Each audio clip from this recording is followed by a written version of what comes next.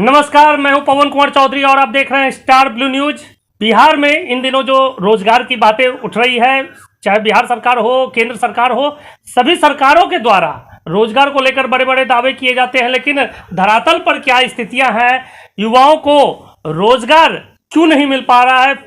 सरकार के दावों के विपरीत आज भी जो बेरोजगारी का जो ग्राफ है वो लगातार बढ़ता ही जा रहा है। आप अभी हमारे चैनल पर आए हैं तो हमारे चैनल को अभी सब्सक्राइब करें, वीडियो को लाइक करें, अधिक से अधिक शेयर करें। एक तरफ केंद्र सरकार हो या राज्य सरकार हो, दोनों की तरफ से जो दावे किए जाते हैं, केंद्र सरकार कभी कहती है कि सालाना 2 करोड़ युवाओं को रोजगार दिया जा रहा है, लेकिन क्या वास्तव में 2 करोड़ युवाओं को प्रत्येक साल केंद्र सरकार की ओर से नौकरियां दी जा रही है?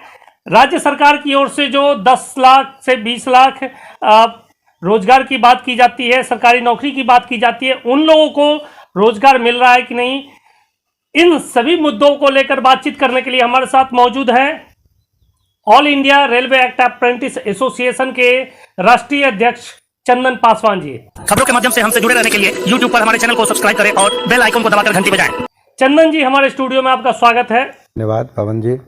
इस मुद्दे पर चर्चा करने के लिए हम एसोसिएशन के लोग की तरफ से आपको बहुत बहुत धन्यवाद देते हैं, और उस जो बिहार की जनता और बिहार के यूथ लोग ऑर्गेनाइजेशन की तरफ से भी हम आपको बहुत बहुत धन्यवाद देते हैं।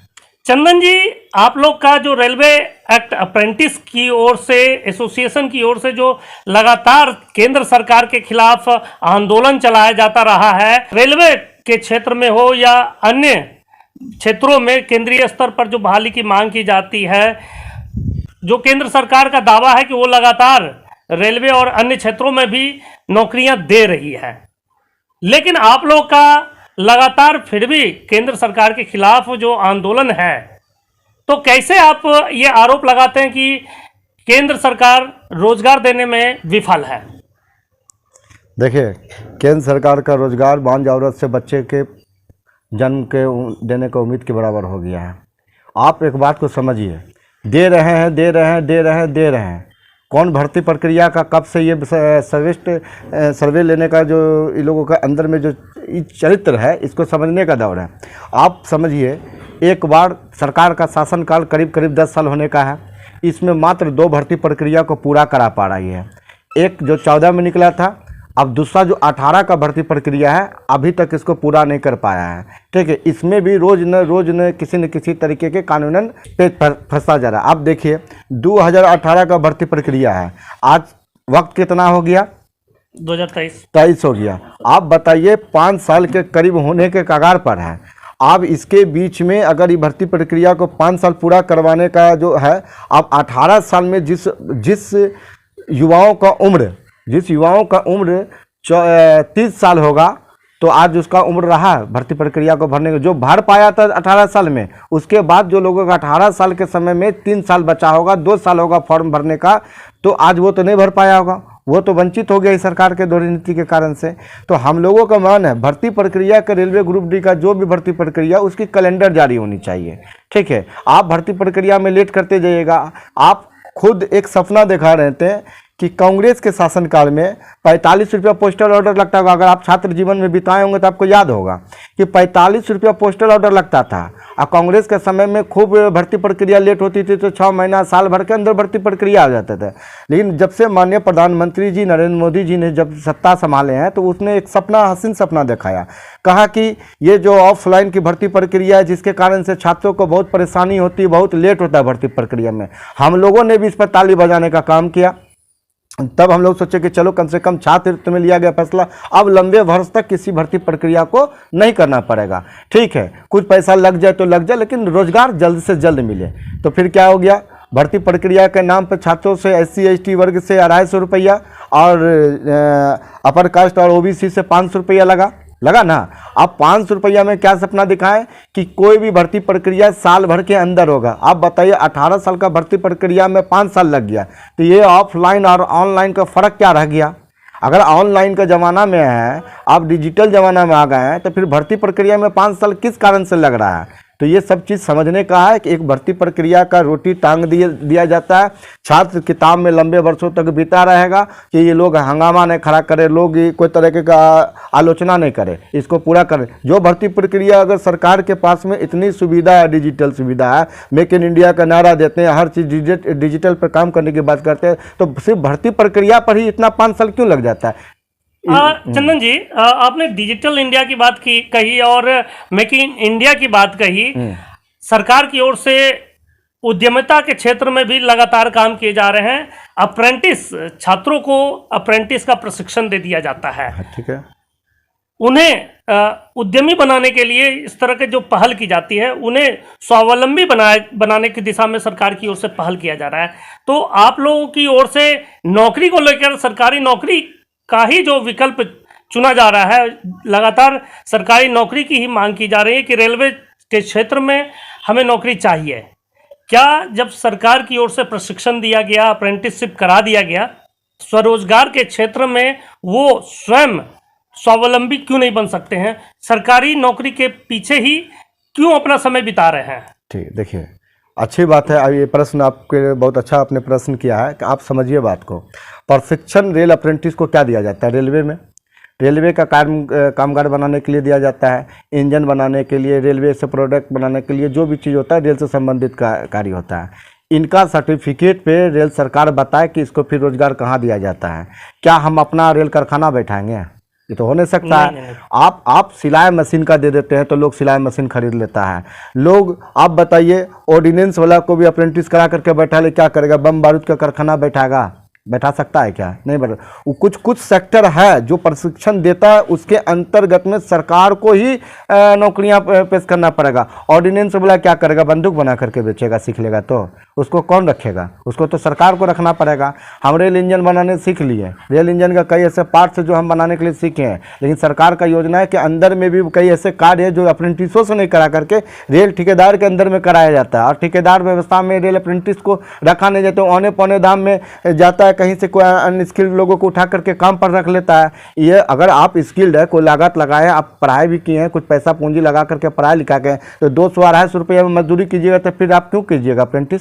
क्यों जा करके आप जाइएगा इंजीनियरिंग की पढ़ाई पढ़ने के लिए? तो कुछ सेक्टर का कुछ ये होना चाहिए, रोजगार का कुछ सृजन होना चाहिए। आप अप्रेंटिस है, आप कपड़े के दुकान पे तो नहीं जा करके डिग्री पर काम मांग सकते हैं, आप सिगरेट फैक्ट्री पे तो काम नहीं मांग सकते हैं, तो आप काम मांगने के लिए कहाँ जाइएगा? रेल से संबंधित। तो रेल से संबंधित जब काम मांगने के लिए जो लोग जाता है, तो वो भी ठेकेदारी व्यवस्था में जो इस तरीके से पॉलिसी बनाया है कि औने पौने में कहीं से जा करके लोगों को उठा करके काम करा लेता है अनस्किल्ड से। आप जमालपुर में ही देख लीजिए, ऐसे कई घटनाएं हैं जो अनस्किल्ड से लोगों को कराया गया है। इधर आप कुछ 1-6 महीना पहले चले जाइए, उसमें भी घटना घटा है।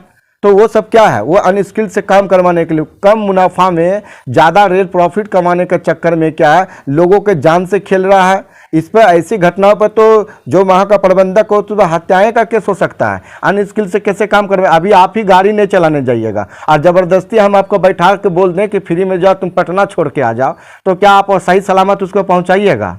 ये सब बात है कि जो प्रशिक्षण दिया गया है जिस अंतर्गत, जबकि 22 एक्ट के तहत में 22 एक्ट के तहत में संसद के अंदर बना हुआ कानून है कि जो प्रशिक्षण कराएगा वह स्वयं का अपना रोजगार देने का कानून व्यवस्था बना सकता है। तो इन लोग कानून व्यवस्था कैसा बनाता है जिससे लोग रोजगार से वंचित हो जाए?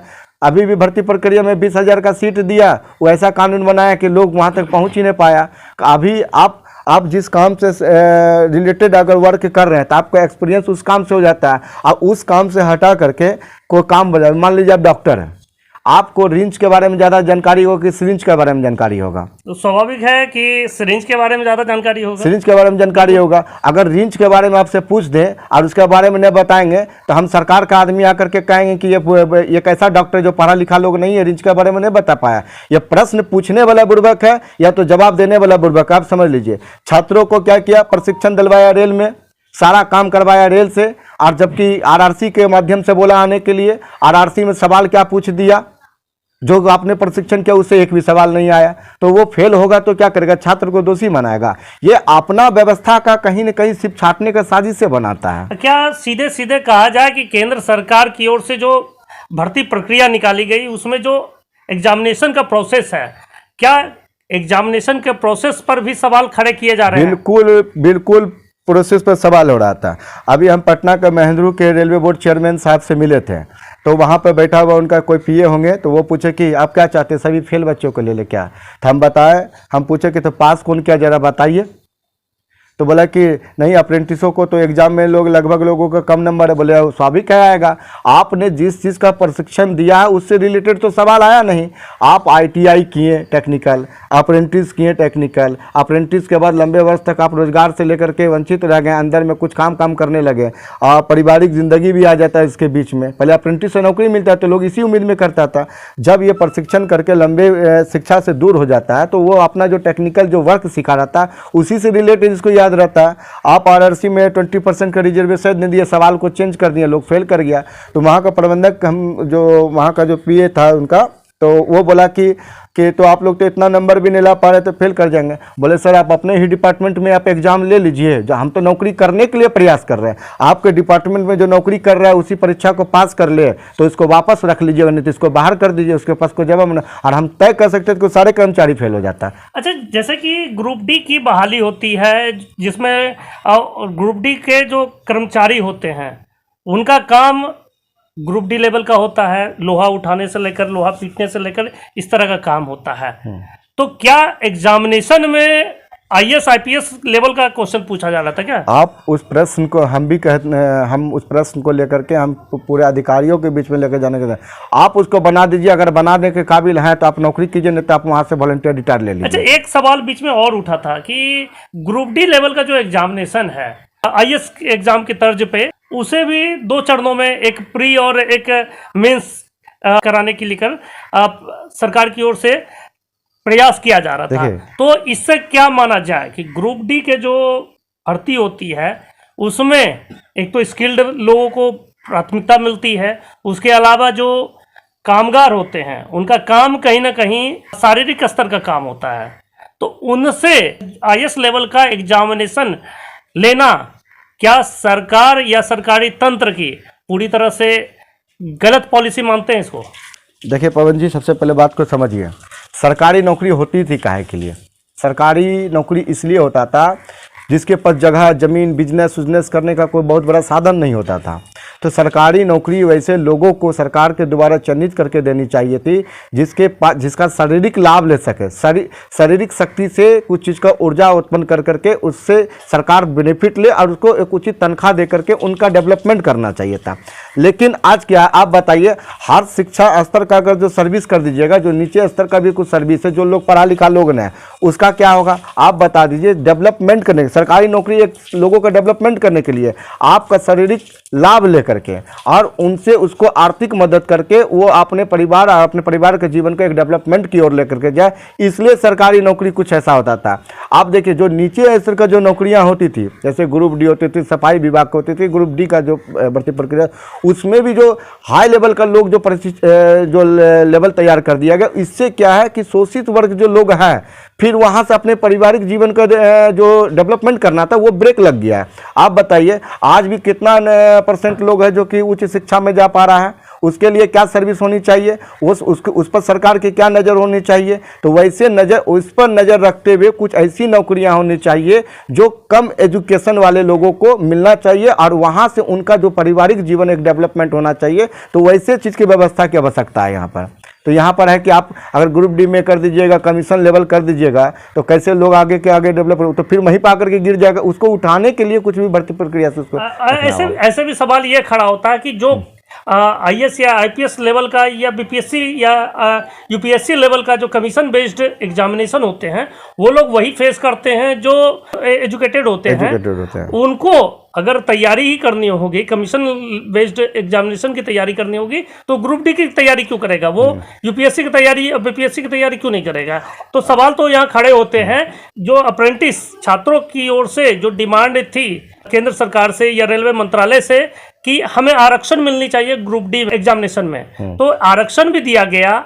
उसके बाद भी किस तरह का आंदोलन अभी भी आप लोग का जारी है? क्या डिमांड अभी भी है जो सरकार अब तक पूरा नहीं कर पाई है? देखिए, हम लोगों का मांग है कि रेल अप्रेंटिस छात्र का जिस तरीके से 20,000 सीट है, 20,000 सीट है, उसको आरक्षित दिया गया, 20,000 सीट दिया गया, 20% रिजर्व, किसी भी भर्ती प्रक्रिया के 20,000 सीट दिया है। तो 20,000 सीट में जो है वो एक अप्रेंटिस के जो नंबर है उसके आधार पर इसका अंतिम अंक तक सिलेक्शन करना चाहिए। इसलिए क्योंकि आप जो सीबीटी में जो दिए हैं, सीबीटी में जो लाभ दिया गया है कि सीबीटी के आधार पर दोनों को जोड़ करके 30 नंबर इसको मिनिमम क्वालिफाई रखना होगा, तो ये क्वालिफाई की वैधता को समाप्त कर दें और नहीं तो पुराने नियम से जीएम पावर से बाहर कर दें। क्योंकि ये वैधता किस काम का, जब सीबीटी में आपका कुछ मेरिट ही नहीं रखा गया तो ये 30 ला करके इसको सिर्फ भर्ती प्रक्रिया पर इन लोगों को ब्रेक लगाने के लिए हम कहते हैं जब एनसीबीटी को ही प्रमुखता दिया गया है तो एनसीबीटी के आधार पर ही तो लोगों का सिलेक्शन होना चाहिए। उसमें अगर पास है तो ये पास है, ये पास है, और उसका जो अंक लाया है सीबीटी में जो भी अंक लाया है उसको मेरिट बनाने में मदद दे। लेकिन मेरिट तब बनेगा कि 30 क्वालिफाई करना पड़ेगा, नहीं वो 30 के बजे तक एसबीआई के बैंक के आधार पर इसको मिनिमम क्वालिफाई खत्म कर दे, ये झमेला ही खत्म हो जाएगा, लोग छात्र को लाभ ही मिलने लगेगा। यही हम लोगों का मांग है। जैसे कि आपने कहा कि जो उद्यमी है यानी कि स्किल्ड है, उन स्किल्ड लोगों के लिए क्या जो सरकार की ओर से ये बाध्यता लाई गई है कि उनको एग्जाम में क्वालिफाई करना अनिवार्यता है, तो उनको विशेष लाभ सरकार को देना चाहिए क्या? क्या आप लोग की यही मांग है क्या कि उन लोगों को स्किल्ड वाले के लिए कोई मिनिमम बाध्यता नहीं हो, कोई एक मिनिमम मार्क्स की आवश्यकता नहीं हो? देखिए पवन जी एक बात बता देते, आप रेलवे वर्कशॉप में ट्रेनिंग करते हैं, प्रशिक्षण प्राप्त करते हैं। प्रशिक्षण क्या चीज़ का दिया गया, उसी वर्क को करने के लिए दिया गया जिस वर्कशॉप चलती है, ठीक है। जब प्रशिक्षण देने के बाद आप कुशल कारीगर प्रमाण पत्र बांटते हैं तो वो क्या चीज़ का रहता है? कुशल कारीगर प्रमाण पत्र का मतलब क्या? एक आप कारगर कुशल कारीगर बन गए हैं, तो कुशल कारीगर बन गए हैं तो फिर आप कुशल कारीगर का प्रमाण पत्र के नए रोजगार दे करके फिर आरआरसी में जाने की क्या आवश्यकता है? सोचने वाली बात है। फिर आप लंबे वर्ष तक उसका भर्ती प्रक्रिया का इंतजार करवाइएगा, 5 साल लगेगा भर्ती प्रक्रिया माने का, 3 साल लगेगा कि 2 साल लगेगा। फिर छात्र का जो जीवन यापन है प्रशिक्षण करने के बाद फिर एक आरआरसी का तैयारी करने में जो वक्त लगाएगा, मेरा कहना है कि आप प्रशिक्षण कराइए। प्रशिक्षण के वक्त में जो आप परीक्षा लेते हैं जिसको पास करने के बाद लोग कुशल कारीगर का प्रमाण पत्र कौन देता है? रेल अधिकारी तो देता है। तो जब आप देते हैं कुशल कारीगर प्रमाण पत्र, कुशल कारीगर मानते हैं इनको, तो कामगार न बनाइएगा, काम पर न रखिएगा कि इसको फिर एग्जाम में भेज दीजिएगा। तो एग्जाम की भर्ती प्रक्रिया में ना भेज करके इसे कुशल कारीगर प्रमाण पत्र के आधार पर उसे वर्क में तुरंत लगाया जाए। आप बताइए, सीधी भर्ती कर लिया जाए। आप कुशल कारीगर प्रमाण पत्र दे दिए, आपको बैठा दिया गया, इंतजार करते रह गए 4 साल 5 साल, जो कुशल कारीगर थे वो भी तो आप भूल जाइएगा। तो मेरा कहना है कि ट्रेनिंग के प्रशिक्षण के बाद तुरंत 6 महीने के अंतराल में उसे तुरंत कामगार बनाने के लिए उसे काम से जोड़ा जाए। यही हम लोगों का मांग है। जो पहले प्रक्रिया थी कांग्रेस शासन काल में जो था कि अगर आप स्किल्ड हो जाते हैं तो डायरेक्ट आपको उसी रेल कारखाना हो या जो भी कारखाना हो उसमें ही आपको बहाल कर लिया जाता था ज्यादातर में। एक और सवाल उठता है कि केंद्र सरकार आपको, रेलवे मंत्रालय आपको स्किल्ड करती है रेल वर्कशॉप में, कई ऐसे विभाग है, उसमें कई ऐसे स्ट्रीम्स हैं जिसका कहीं ना कहीं अन्य क्षेत्रों में भी राज्य सरकारें भी उन क्षेत्रों में बहाल कर सकती है, चाहे वो इलेक्ट्रीशियन हो, फिटर हो, इन लोगों का राज्य स्तर पर भी बहाल हो सकता है। तो राज्य सरकार से आप लोग क्यों नहीं मांग करते हैं? केंद्र सरकार या रेलवे ही क्यों बाध्य होगी सारे लोगों को नौकरी देने के लिए? देखिए, पहले बिहार सरकार 1961 के तहत में अप्रेंटिसशिप कराती नहीं थी। ये एक अच्छा माननीय नीतीश कुमार जी का एक पहल है कि आप बिहार के अंदर में भी, माननीय तेजस्वी यादव जी का एक अच्छा पहल है कि बिहार सरकार अब सभी विभागों में अप्रेंटिसशिप कराएगी। तो अप्रेंटिसशिप कराएगी तो ये जरूर रोजगार का सीजन भी अप्रेंटिसशिप से खोलेगा। अब पूर्व में जब माननीय नीतीश कुमार जी जब रेल मंत्री थे तो अप्रेंटिसों को तो नौकरी देने का काम किए थे, ठीक है। ये तो 2014 के बाद जो माननीय प्रधानमंत्री जी बने हैं, जो रेल मंत्री बने हैं, उनके बाद ही अप्रेंटिसों का पूरा जो स्थिति जो है रोजगार से बिगड़ गया है, ठीक है। रोजगार देने का जगह पर किस तरह का योजना बनाते हैं जिससे कि लोग को नौकरी नहीं मिल सकती।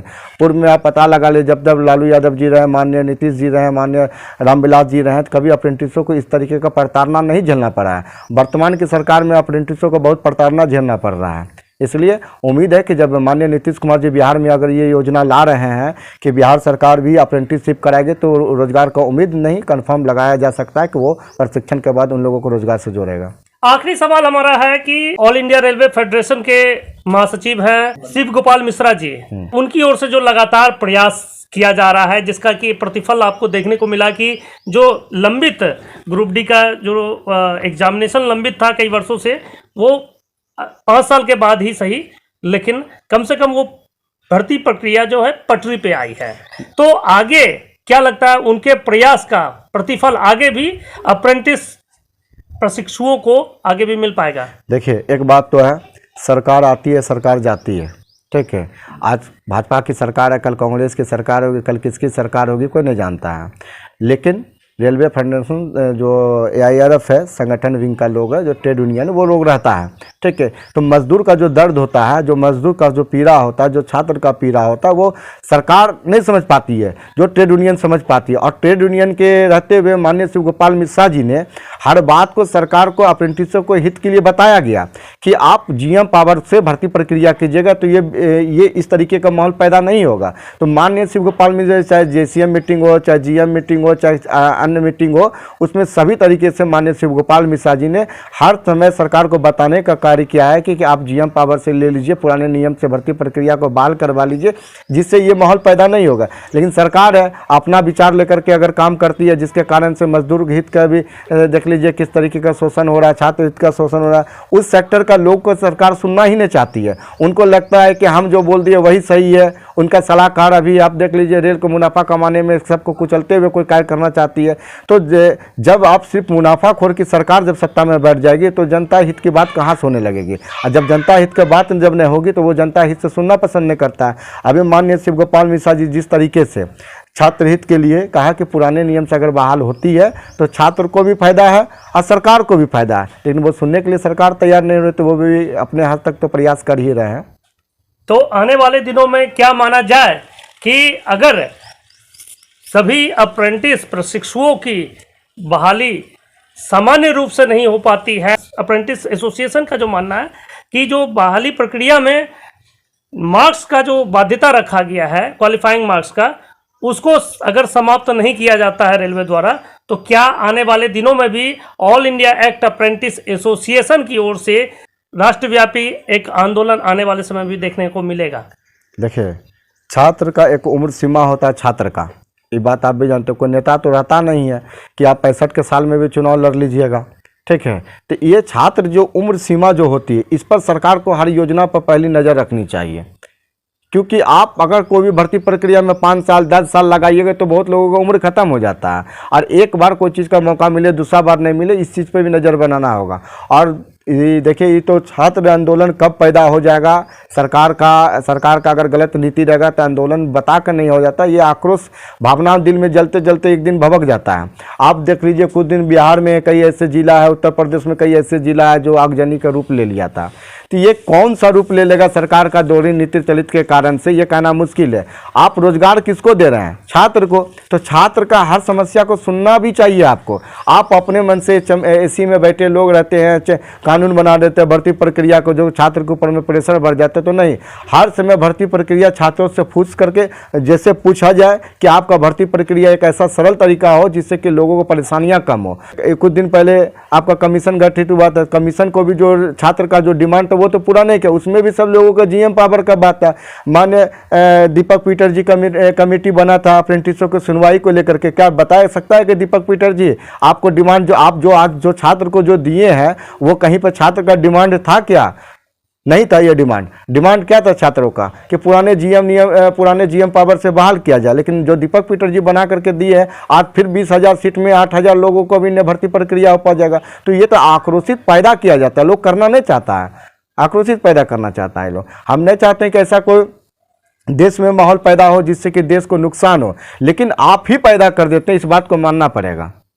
बहुत बहुत धन्यवाद। ये थे चंदन पासवान जी, जो कि all India railway act apprentice association के राष्ट्रीय अध्यक्ष हैं, और इनका साफ तौर पर मानना है कि केंद्र सरकार और रेलवे मंत्रालय की ओर से जो रेलवे के क्षेत्र में बहालियां की जा रही है, इस बहाली प्रक्रिया में जो स्किल्ड छात्र हैं, रेलवे अप्रेंटिस किए हुए छात्र हैं, उन्हें सीधे जीएम स्तर से ही सीधे बहाली दी जानी चाहिए। उनके लिए जो भर्ती प्रक्रिया में न्यूनतम क्वालिफाइंग मार्क्स जो रखा गया है वो बाध्यता समाप्त कर देनी चाहिए। उसके अलावा जो जब भी भर्ती प्रक्रिया निकाली जाए उसकी जो प्रोसेस या उसकी जो पूरी प्रक्रिया हो उसको लेकर कहीं ना कहीं एसोसिएशन के साथ सरकार को वार्ता करने की आवश्यकता है, ताकि जो छात्रों की जो समस्याएं हैं, छात्रों की जो मांगे हैं, उस आधार पर सरकार पहल कर सके। हम लगातार बिहार ही नहीं देश स्तर पर जो बेरोजगारी है, रेलवे अप्रेंटिस छात्रों का जो दर्द है उसको हम अपने चैनल के माध्यम से उठाते रहेंगे। आप अभी हमारे चैनल पर आए हैं तो हमारे चैनल को अभी सब्सक्राइब करें, वीडियो को लाइक करें, अधिक से अधिक शेयर करें। आप बने रहे हमारे साथ, देखते रहे स्टार ब्लू न्यूज।